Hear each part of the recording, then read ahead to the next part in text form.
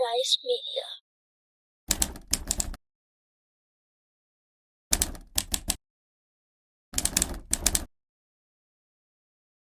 I came across you. There's a quite a bit of intensity that I see, and like just that just comes through. And I was just like, I don't even know, and that's why I'm happy that you're doing stripped, just because I can just like, even through pictures, I can already see it there. And Oh, so I don't want to make you uncomfortable in saying that, but I would love for you to just kind of share that. yeah. Um, this whole thing started off to when I had a conversation with a pod recently with a friend of mine that's in psychiatry, and she just kind of broke it down and everything like that. And I was like, these conversations are very important, and we got to go back to where, like, especially us. Are you First gen Filipino. first gen Filipino, or were you born here I was born in Alaska. in Yeah, Alaska? in Alaska. Okay, Born and raised in Alaska. Yeah. so the diaspora needs to be a little bit more explained on your end. Yes, it Take does. it.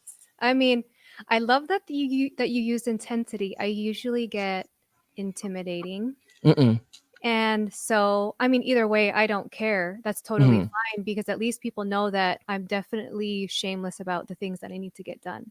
Mm-hmm. So yes, intensity is actually will be one of my traits, and I totally accept it because to be where I am today, I need that tenacity. I need to be intense. Mm-hmm. I need to be I need to be loud about what I need for my Mm-hmm. family, for my business, for the community, and we need people like that, right? Absolutely. If you think about it, 98% of people are broke. 2% of people are rich because they have that intensity. They have that mindset to go after it. And so why can't I, as a Filipino, raised in Alaska, born and raised in Alaska? And the reason why this is very important is I grew up in a small town. So even if I'm from a small town, I have big city dreams. And right off the bat, right at 18, I knew I couldn't be surrounded by water. I couldn't be on a small island because there's so much intensity and burning desire within me that takes for me to break out of that comfort, break out of that norm, and I have to be where everybody's at. Mm-hmm. So that's literally like the foundation of my story and why I am so intense because I only people only know what they know. And based on who you are, what you look like, and maybe lack of education, you will be judged.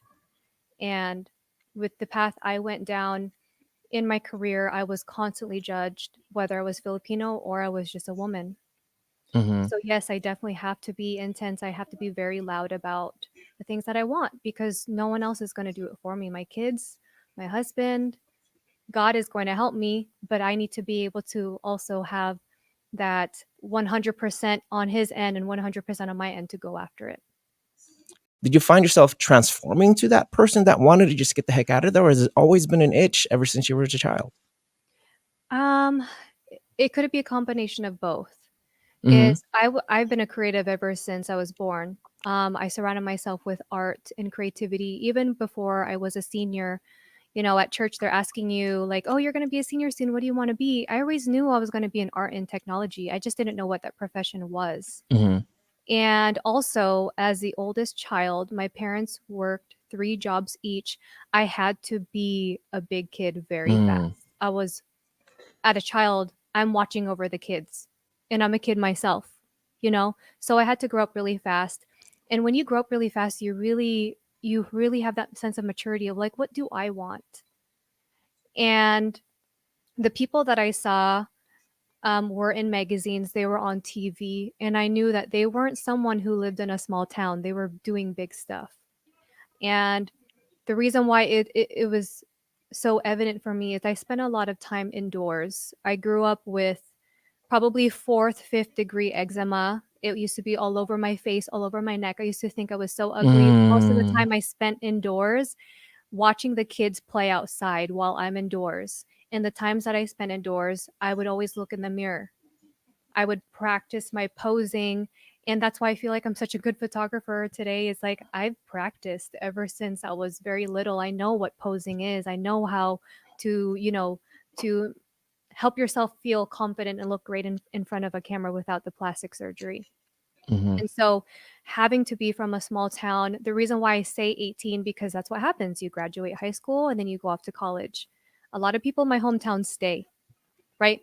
That's the mentality. I don't want small town mentality. I want big town mentality. So I applied to whatever college, and the first one that accepted me, I said, I'm going there. And it so happened to be Walla Walla University, which is a 7-day Adventist private university. And I said, yes. And it was my way out to really go after what it is that I do want. So before leading up to that, a Hmm. lot of especially with with Filipino families. I mean, I don't think it's as prevalent in Filipino families, aside from those that really want you to follow a specific path, like in medicine and like just Right. and it's one of our things, right? It sounds like well. Let me ask you then: how was there? What was the expectation from mom and dad? I know they're. I mean, especially they're working their butts off, 3 jobs. Good guy. They are, but I was so blessed with parents who were understanding. They always said, "I just want you to be happy." Mm, Now, for me, I wanted them to be happy for me and I wanted them to feel proud. So there actually was a moment where I stopped that mentality of design and art and I said, I'm going to go into nursing.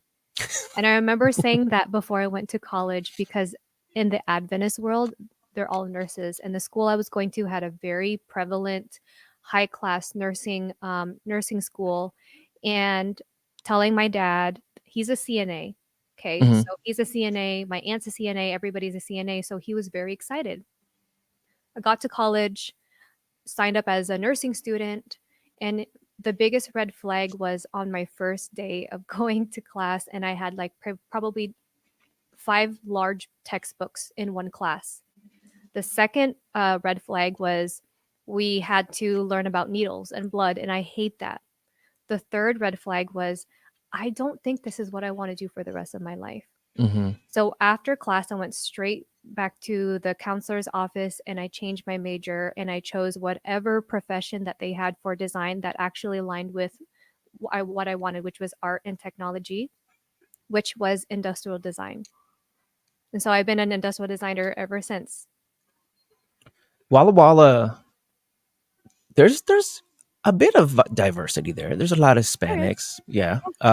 Did you feel any? I mean, I know. I mean, it's. I'm sure it's a much different type of. It's still pretty small in Hmm. comparison to Alaska, right? You said you're from a smaller town, Alaska.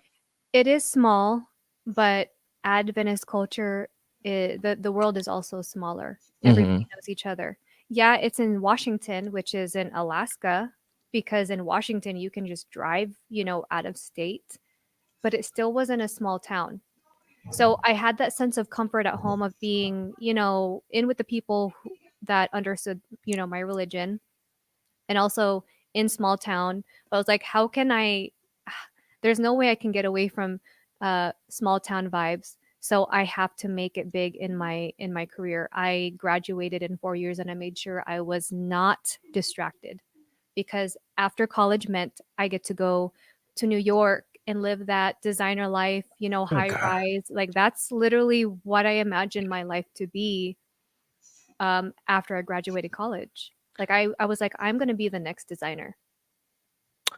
There's a lot of stories, and I'm not saying it's yours, but there's a lot of stories to where a lot of small town to the big town. And also, as I'm also the oldest in my family, as far as my siblings are concerned, there's that feeling of like you feel a little trapped in being a Yes. parent, the third parent.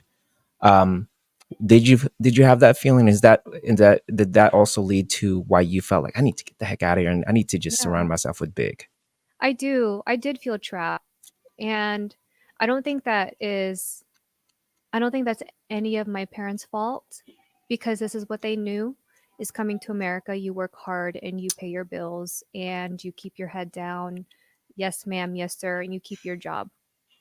Now, I don't know if it's because I was born in February or because I'm the first child or because I am a rebel. I just knew that that cannot be the life. Hmm. And not that my siblings fell for it, but they stayed in that hometown longer than I have. Hmm. And I still don't understand to this day. And it could just be how I was designed. Like God knew that, hey, she has tenacity. She's going to be intense and this is the mind I'm going to give her. Because Mhm. otherwise, of course, I would choose a life that's just more simple, less of me having to exert myself, me slumping on the couch, me not really wanting to do much and be like, what am I going to Mm, do today? I could go back to a 9 to 5. I could be that person. I could also go home and just be like, you know what?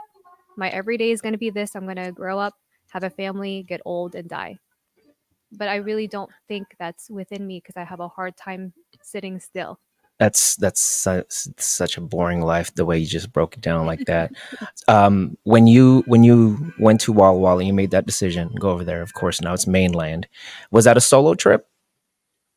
Yeah, it was. My parents, well, they took me to college. We went Hmm. shopping for the dorm, and then a couple days later, they're like, "Okay, we're going home."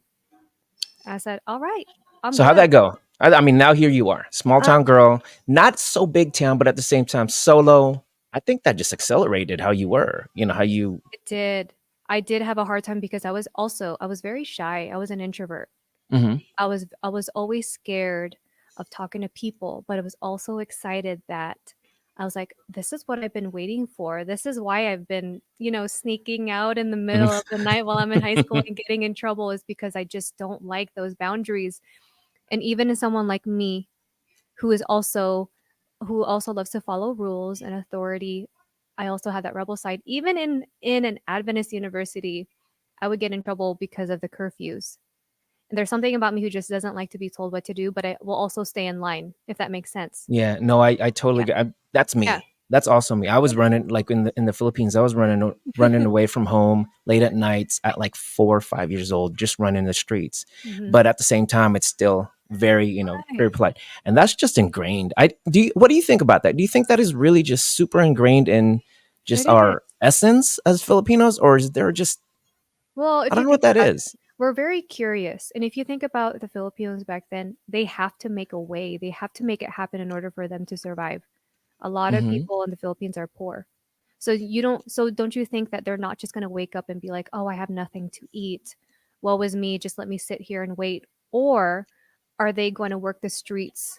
Are they going to walk miles? Are they going to keep begging for money just so that they can eat? That's our culture. We go out and get it. So we're Yeah. very curious. And I feel like not just as a go-getter, but as a go-giver, like this is within us to break boundaries and really turn our life around because a lot of Filipinos come to America because of that dream. They come here with no money or $20 in their pocket because they're like, I need to make a way. Okay. And I feel like I'm like that. So after schooling, after your 4 years, Mm. like, and then this is it. I'm gonna go to whatever I'm gonna end up going. You mentioned New York. I mean, Yeah. good gosh, like from Alaska to Walla Walla to New York. I was just what happened next? Well, I didn't go to New York. Okay, I ended up getting married to my ex-husband that I met in college, and he was studying to be a pastor. So okay. no, I didn't have that whole plan in my head. It didn't happen, which obviously makes me very angry because I'm the person who's like, this is my plan. I'm going to do it, and there's no goal I have like ever not met besides that New York dream. But Hmm. after college, um, we got married in Alaska shortly after I had the twins, and my ex husband was called to minister in Nebraska, which is again Oh small my town, goodness. small town. And I was Oh like, my why do I keep goodness. going back to Not these just small small, but towns? slow. Slow, small town, Hmm. no Filipinos, three churches, and I had to stay home. So how do you keep me, who is very intense about my goals, and you say you stay home? So I did. I became a stay at home mom and it was really hard. So because it was hard, I got very depressed. The one thing that obviously kept me alive was my twins, and the other thing that kept me alive was going on YouTube. So I started becoming a YouTube vlogger, and I said if I can't design, I'm going to do something with my creativity, and that was obviously digital marketing. How was so explain unpack that a little bit, and because those were earlier times. Digital marketing was Yeah. still, that's the Wild OG West still. YouTuber. Yes, yes, OG. Wow. People say that OG YouTuber was like back in 2012, and I Yeah. started off as just being a stay-at-home mom, mother of twins, my channel was called Mama Day Twinkies, mother of Twinkies, because people called my twins Mm, Twinkies. So don't cute. look it up; it's very cringy. But Oh, we're stay-at-home going. We're going. vlogging channel, and I loved it because I got to create and I got to edit. I also got to learn how to promote myself on social media, and obviously, just like social media, why it's so addicting, I got obsessed with the one like, the two like, to three subscribers, Mm, four subscribers, like gaining, gaining, gaining. And so after that, I decided to open up another channel, which was my DIY channel, Abby Contrary. It's kind of like Mary, Mary, quite contrary. I mm-hmm, was a stay at mm-hmm. home mom, so Abby Contrary. And now, as a vegan, I was creating meals that are normal meals fit for vegan life. And back then, there was when in Nebraska, there was no access to veggie meat, soy milk. I had to drive like an hour just to get it. So imagine me having to, of course, always choosing the hard way, the most challenging thing to for me to feel fulfilled. And that was my life. I was just vlogging and creating videos and Mm-hmm. editing for how many years, and then I stopped, You obviously. started creating your own package and to eventually you Yep. as a Yep. brand. I can't Yeah. even like you're that's so far ahead, especially within yourself, right? Within your that situation that you're in, or just that life that you had. Be like, I'm gonna put myself out there in this wild west. And plus, you didn't see yourself out there. You didn't see there No. wasn't a lot of Abbeys running around. Although No. there was still some YouTubers back in Cali. They started making it big. Just a lot of those Very Nebraska. small. Everybody was on what, Vine? Back then Hmm. it was like Vine or some kind of other It app. was yeah, just a bunch of little. Everybody just wanted to. Totally different. No, it was totally different. And it was exciting, not because I got to create, because people were talking back to me. So I felt like I was Mm, creating friends because people in the church were older. I didn't know of a lot of, I was probably one in, you know, none Filipinos in Nebraska, maybe like one other person, but I was like, I really want someone to just talk back to me, have a conversation, be my friend. And so I got into digital marketing. And yeah. after that, even just at 500 followers, brands were actually reaching out to me because of my personality, because of the way I spoke, because of my storytelling. And so people were paying me for like 4-minute views, 4-minute reviews, on things. And I was getting paid like $500 just for 4 minutes. And back then, that's a lot. Oh yeah, That's a lot. especially that. Yeah. And people were sending me gifts and sending me unboxing, like stuff to unbox. And I was like, wow, I really love this Wow. life. And it got to the point where I'm like, I really don't love this life. So I stopped, honestly, Yeah. after we got a divorce. So, next part of that story is my ex husband and I got into a divorce, like a bad one. And Was that just because of lifestyle, or was it just no, other different things? I remember the prayer I had with God was, if this is what marriage is like, I don't want it, because I grew into depression. I couldn't figure out why my husband didn't love me anymore. I had severe thoughts of suicide, like Mm, really, really bad thoughts. And he was also cheating on me as well. A pastor was cheating on me, and it was just like a huge no-no in church, or just in life in general. And so actually the night that I was going to um, take my life was the night that God woke me up, because I was praying so like diligently, and just like, I feel crazy. I don't know what's going on. Like, if this is the life that you want, then I guess let it be. But it just is so painful. And so the night I was going to do that, I remember turning over to my side, and the one thing I see on the floor is like a baby monitor. And back then it was just a piece of like plastic with lights. hmm. And the reason why it flickers is because on the other side, your baby is breathing. And so it flickers every time they move, and it flickers every time they breathe. And I was focusing on that flicker. That flicker was them breathing. And I remember falling asleep to that, just that one light.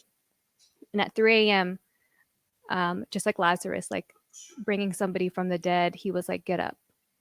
And I remember dead asleep, waking up, sitting up, army crawling on the floor to the other side to my ex-husband's phone, and I saw everything I needed to see. I was like, I'm not crazy. It's not me. And that was God telling me, I hear you. I see you. This is not the life for you, which aligns with my goals because I know this is not the life for me, but how do I get out of it? Save me. And How do so, you yeah. how do you get out of that? I mean, I'm just walking it through my head with you, and I can only, and I'm just creating this vision in my head, and during that time, you're just at your weakest. Yeah. How does one to pick themselves up, literally, I mean, to yeah, it wasn't easy. I remember the reason why I felt that was the night before or that night. He said the reason why I cheated on you is because I didn't want you or I don't want you anymore. And so, of course, I had two options to believe him, take my life, or to be like, you know what, if you don't want me, I want me. The kids want me. So, of course, I slept on it. And I think for me to get up was me internally knowing that I still have time. Like I have time to be the person God had always imagined me to be for myself and for my kids and for my family. And so it wasn't easy to just get up. No, I preach about people how like decision making is so easy where it's like you just walk up to a light switch and you just turn it on. Easy for me to say who is so like disciplined, but if I think about it, it really wasn't because I battled with thoughts of suicide for a long time. And it wasn't an act of attention, but it was an act of like people are just better off without me, you know? Like people are just better off without me here and then maybe they're going to realize they took advantage of my kindness or just of my intensity or just who I am. And so for me to get back up really does not rely on my humanly strength, but my godly strength because I could not get up at yeah 3 a.m. just to see if, is this a day where I'm gonna catch him. So it's not my strength. So I think the number one thing is to obviously take yourself back to where does your strength lie? What is your belief, and then who is your why? Who is the why in your life that is going to keep you waking up every day and working hard? And those are my kids because their breath was what I fell asleep to. and especially in situations like that, it's truly magnified, especially in Nebraska itself, just not really, when you had mentioned earlier, do people want me here? And it's just at that moment, that's the only thing you can really cling to. I mean, Yeah. family sometimes, I've had battles myself with that, and I've lost my brother through, just Mm, through his own faults, and his being deep into that. um it's sometimes family's not even enough. And for you to have that, I congratulate you in getting through that. But now there's a much longer road ahead to rebuild. yeah, there is. Um, do you want to fast forward to how you Yeah. ended up getting out of there, or you Yeah, what yeah. happened then? Well, um, obviously, I tried to work on my marriage after I caught Mm-hmm. him. I was even willing to lie to the church because Mm, my parents, who've been through so much in their marriage, they said, always fight for your marriage. My dad even told me, don't cry over spilled milk, just clean it up. So I'm like, yes, sir. So I tried to fight for my marriage. I even offered, I will lie because I don't want to be alone. Who's gonna want me? I'm already have kids. And those were my insecurities, is like, no one's gonna want me. I don't want to be alone by myself. So I was willing to lie.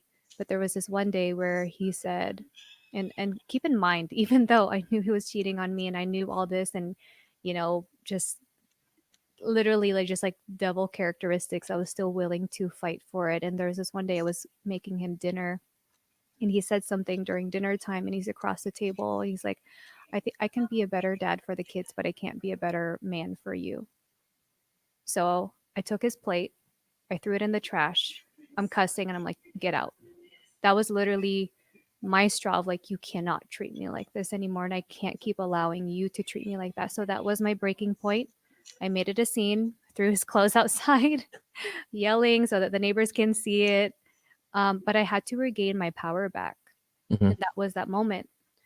Fast forward, he goes back home. I'm on my own. getting an apartment still in Nebraska because I was like, how am I going to go home? Got a job. I felt very independent. I had nothing, relying on my husband before. Now to single mom, got a job at a newspaper doing design, which is along the lines everything I already knew how to do. Had my own apartment, got a car. I was living the life. I'm like, this is what it is.